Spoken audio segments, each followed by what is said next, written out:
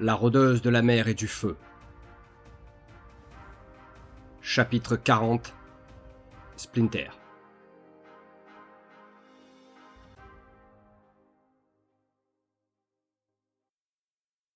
Araki saute d'arbre en arbre aussi rapidement qu'un guépard en pleine course, arrachant des branches sur son passage qui dégringole et se brise sur le sol invisible, car trop profondément noyé dans l'obscurité de sombre épine.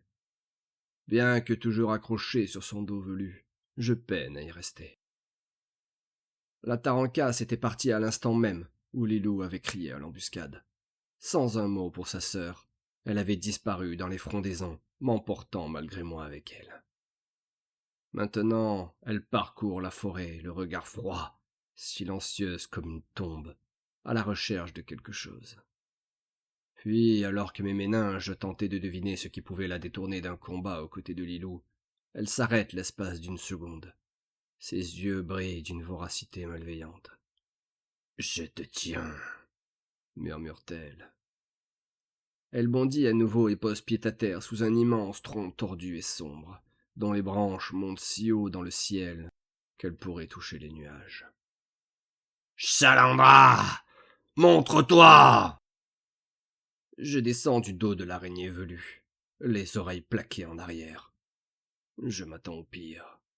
Si je devais en croire Toroncore, Chalandra était une reine, c'est-à-dire une arachnide, vieille de plusieurs siècles, voire même de plusieurs millénaires, et donc une aranéide à ne surtout pas prendre à la légère.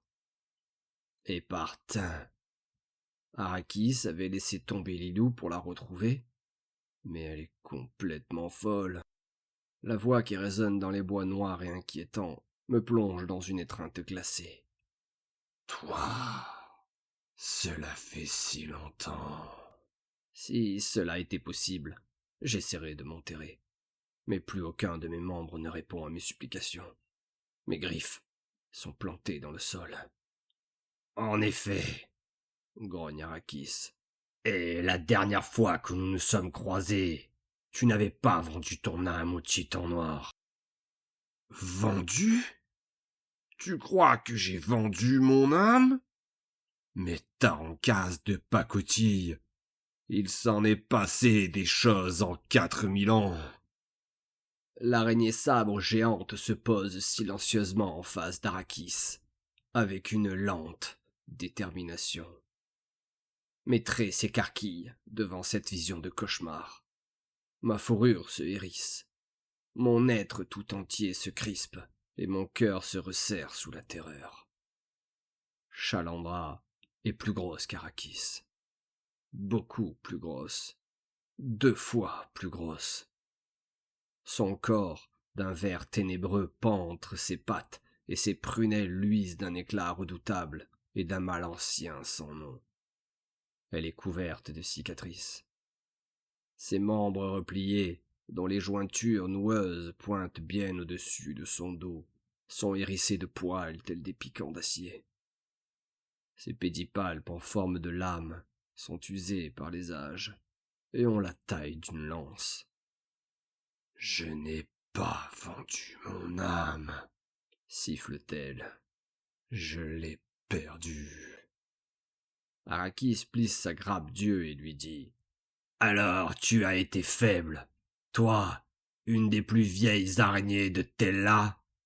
Tu as perdu face au rejeton de Chatan. Mais les dragons aussi ont perdu. » Arrakis se serre les crocs. Son regard noir en dit long. Je ne connais pas vraiment l'histoire des dragons, hormis ce que les érudits et les mires m'en ont laissé dans leurs textes. C'étaient des êtres très puissants que les titans auraient enfantés pour veiller sur notre monde au début de notre ère.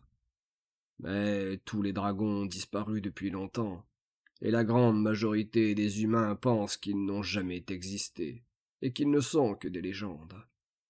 Nous autres, aînés, avons cependant encore quelques vagues souvenirs ataviques d'eux, qui prouvent le contraire, et Chalandra n'a de toute manière pas l'air de plaisanter. Elle continue de sa voix terrifiante et désincarnée. « J'ai fait tout ce que je pouvais pour sauver ma couvée. tout ce que je pouvais pour lutter. Mais trop nombreux étaient les vampires, et trop nombreuses furent les nuits où ils m'ont assailli, Tarancas. Puis, une à une, mes villes sont tombées, et mes filles ont sombré. Des cavernes ont jailli des kirks, aussi noirs que chatanes, et aussi forts que des ogres. Le noir brise ses chaînes. Il revient. Le visage de l'araignée sabre se déforme et se crispe, dans une grimace affreuse et abominable. Tous ses traits semblent pourrir, tandis qu'un hurlement inhumain sort de sa gorge. « Chatan vous dévorera tous !» crache-t-elle en sifflant. « Nous noierons le monde dans les ténèbres !»« Chalandra !» lui crie Arrakis. « Tu peux le combattre !»« Tout combat est vain contre le Seigneur des Ombres !» riposte-t-elle. « Tout combat est inutile. Joins-toi à moi. Joins-toi à moi et nous dominerons la terre, les cieux et les mers en son nom. Je ne suis pas aussi faible que toi, Chalandra, mais je vais t'offrir la rédemption que tu mérites. » lui répond gravement la Tarancas. La reine glousse d'un rire épouvantable qui résonne dans la forêt, comme le glas de la terreur qui happe les vivants dans le désespoir. Puis, en un éclair, elle se jette sur sa consoeur d'Azami. Arrakis saute en arrière pour esquiver. « Reste en dehors de ça !» m'aboie-t-elle, alors que je prends du volume et me couvre d'un linceul de flamme. Je m'exécute et me plaque sur le tapis d'épines, qui voile les racines des bois immémoriaux qui nous surplombent, regardant attentivement et presque avidité la bataille qui allait suivre. Malgré la peur qui me tétanise, je ne peux pas me résoudre à rater cela. Arrakis se met en position de combat. Ses 2 premières paires de pattes sont rassemblées et écartées de son corps en garde, comme un crabe ou un scorpion le ferait avec ses pinces, tandis que ses 4 membres arrière sont solidement ancrés au sol. Elle s'élance, sans aucune hésitation. Les 2 araignées virevoltent et s'entrechoquent. Les pédipalpes sabres de Chalandra taillent l'air. La Tarancas s'esquive. Un des immenses troncs sur le passage de la reine est tailladé et fendu en 2. Alors que le pin ancestral s'écroule sur un autre arbre qui semble le retenir, comme peiné de voir choir un de ses frères, je suis impressionné par sa puissance. Arrakis est totalement inconsciente. Elle n'a aucune chance face à elle. Les 2 arachnides bondissent de flux en flux, se percutent violemment, retombent au sol et rebondissent à nouveau dans un balai mortel et fascinant. Pour éviter un pilier de roche qui jaillit de la terre, je dois monter à un sapin en 4e vitesse. Des nuages noirs apparaissent et disparaissent, comme des brumes de vapeur toxique, animées d'une volonté propre. Des mâchoires de pierre sortent des entrailles du monde et tentent de happer l'araignée sabre. Le combat est titanesque.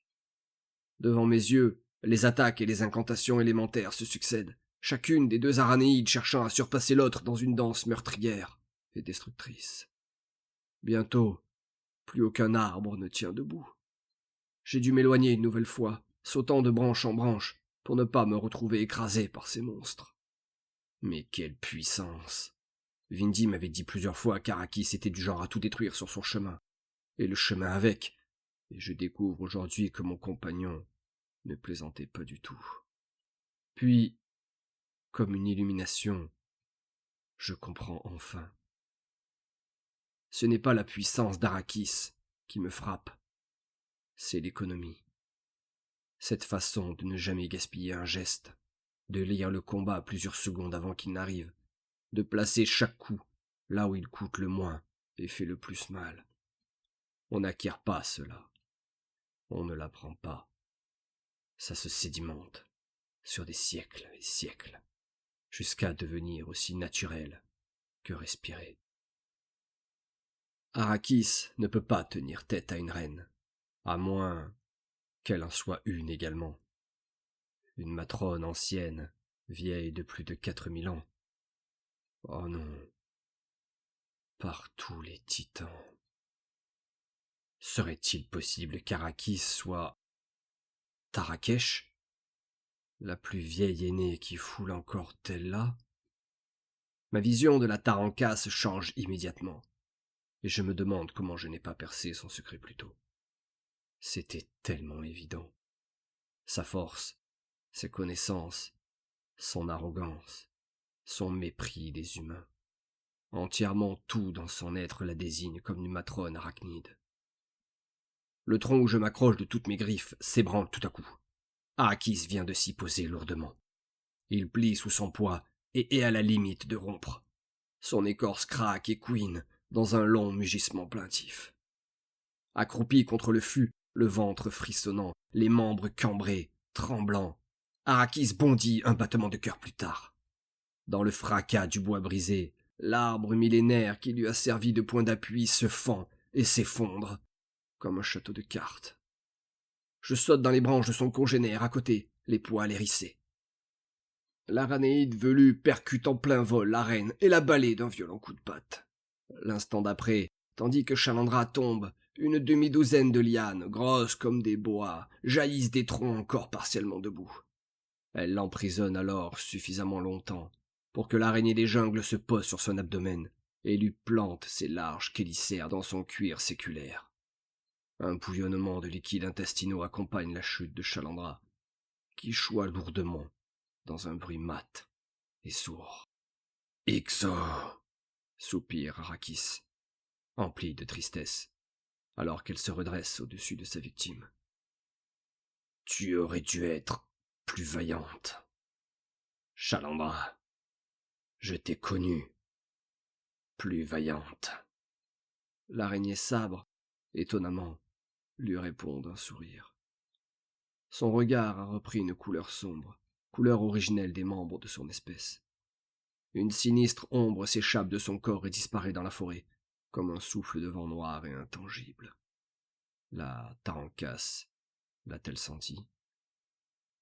Non, je me languissais du moment où mon âme serait enfin libérée, délivrée de ce funeste avenir qui était le mien. J'espère qu'Atalnet me pardonnera mes crimes et m'acceptera dans sa toile. Merci, Tarankas. L'aranéide velue carre la mâchoire et fronce sa grappe de grands yeux brillants. Sa voix a la pesanteur du plomb. Il est toujours triste qu'Atalnet perde une de ses enfants. Sois sûr, cependant, qu'elle ne t'en tiendra pas rigueur. Pas après tout ce que tu as subi, ma sœur, lui répond-elle. Je suis navré de n'avoir pu briser tes chaînes sans te tuer. Le regard de la reine s'éteint et une perle coule sur les iris verts de la Tarankas, qui reste ensuite plusieurs minutes à contempler le cadavre de la vieille arachnide. J'aurais dû pouvoir faire quelque chose, Chalandra, marmonne-t-elle pour elle. J'aurais dû comprendre que Chatan était revenu en force avant qu'il ne soit trop tard. J'espère que tu pourras me le pardonner. Je descends de mon arbre et m'approche de l'araignée velue. Dans ses yeux, je lis bien plus que de la tristesse. Un profond chagrin a envahi le cœur de Lilou, comme la peine insoutenable d'une mère qui vient de perdre son enfant. Je suis désolé. Comment sais-je sans savoir vraiment ce que j'aurais pu lui dire d'autre? Tu n'y es pour rien. Je suis la seule responsable. Il y a des signes que je n'ai pas voulu voir, et aujourd'hui, j'en paie le prix. Qui était-elle pour toi? Tu sembles proche d'elle. Arrakis reste silencieuse, broyant du noir, un voile d'ombre sur ses traits. On peut presque dire que c'était ma fille en quelque sorte. Je penche la tête sur le côté et la regarde sans un mot, sans un geste, un long moment. Je ne suis pas face au deuil d'une sang liée. Je suis devant le deuil d'une ancêtre. La Tarancas qui jouait la grande sœur revêche auprès de Lilou. La Tarancas qui méprisait les puinés avec la désinvolture tranquille de quelqu'un qui en a vu trop défiler pour s'y attacher. La Tarancas qui savait, toujours, ce qui allait arriver, comme si les événements n'étaient pour elle que la répétition d'une pièce déjà jouée. Je n'ai plus aucun doute, désormais. J'avais donc raison, dis-je enfin. Raison de quoi? L'Aranéide pose sur moi des yeux inquisiteurs et froids. Tu es plus vieille que tu ne veux bien nous le faire croire. Tu es en fait même plus âgée que tous les aînés que je connais. Tu es... Fais attention à ce que tu vas dire, baltringue de chat. Si t'as pas remarqué, c'est une journée bien pourrave, donc mef à ton derche. Son vocabulaire barbare vient de reprendre le dessus, ce qui signifie que je suis dans le vrai. À nouveau, elle se mure derrière sa verve pour ne pas laisser transparaître ses émotions. Tu es Tarakesh, la reine des araignées des jungles, sœur d'Atalnet, dit-on. Elle arque un sourcil. Pendant un instant, elle semble me jauger, se demander si je plaisante ou non. Puis un éclair brille dans son regard, et elle se décrispe, comme si elle acceptait la situation. Je reste sur mes gardes. On raconte bien des choses sur elle, tu sais, riposte-t-elle. Mais les Tarancas parcouraient le monde bien avant la venue d'Atalnet. Nous sommes la race la plus vieille, la plus ancienne de toutes les créatures qui foulent cette terre. Cependant, il est vrai qu'Atalnet a un grand rôle dans notre culture. Des légendes affirment effectivement qu'elle serait la sœur de Tarakesh. Mais même dans nos plus lointains souvenirs, nous n'en avons pas la preuve. Et il ne faut pas grand-chose pour qu'un fait ne devienne un conte, et pour qu'un conte ne devienne une légende. N'essaie pas de jouer sur les mots, Arrakis. J'ai percé ton secret. Enfin. L'araignée me regarde avec un large sourire vorace. Tu es peut-être plus malin qu'il n'y paraît, renchérit-elle. Bravo, Matou. Tu montes dans mon estime. Mais inutile de te dire que si tu lâches cette histoire à qui que ce soit, tu es mort. Je hoche la tête d'approbation. Ton secret ne peut pas être mieux gardé avec moi. Maintenant, j'ai une autre question à te poser. Et moi, je n'ai aucune réponse à te donner. Ne cherche pas à en savoir trop. Tu as dit à Chalandra que tu aurais voulu faire autrement. Y a-t-il vraiment un moyen de guérir les Kurokage? Elle secoue son lourd crâne. Non. Une fois qu'une âme est condamnée dans les enfers, rien ne peut la faire revenir en ce monde. Mais je pensais qu'un être aussi puissant que Chalandra aurait encore une ancre parmi nous. Une ancre à laquelle se raccrocher. Mais je me suis trompé. Chalandra était trop faible, épuisé, et son esprit était définitivement perdu. Dans les méandres tourmentés de ce qui lui restait de raison, j'ai vu qu'elle voulait en finir, et qu'elle n'attendait que cela. Je ne voulais pas la tuer.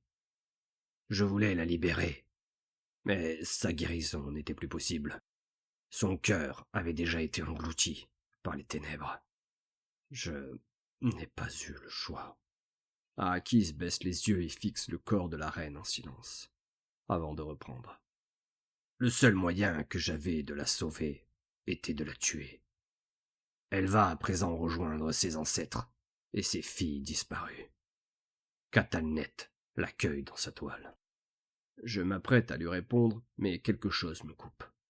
Une vibration dans le sol et dans l'air, imperceptible pour qui n'aurait pas passé plusieurs vies à affûter ses sens. Un frémissement lointain, étouffé par les arbres et la distance, mais réel. Le genre de perturbation que laisse le désespoir dans un cri. Arrakis l'a senti aussi. Je le lis dans sa façon dont ses pédipalpes cessent subitement de bouger. Elle ne dit plus rien. Elle tourne les talons.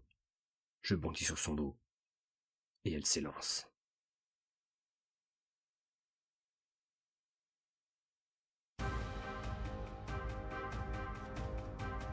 Encyclopédie des savoirs anciens. Le culte d'Atalnet.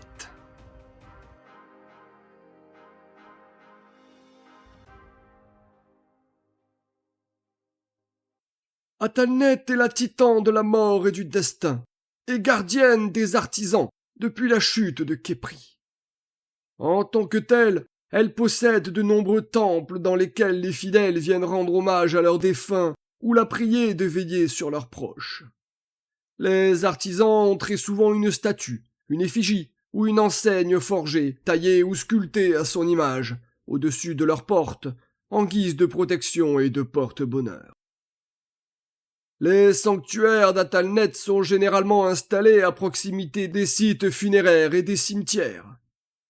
Dans les petits villages, il ne s'agit parfois que d'un petit hôtel de pierre, mais dans les grandes cités comme Maskiria ou Massuna, ces temples disposent de plusieurs salles de cérémonie, de catacombes et de jardins intérieurs.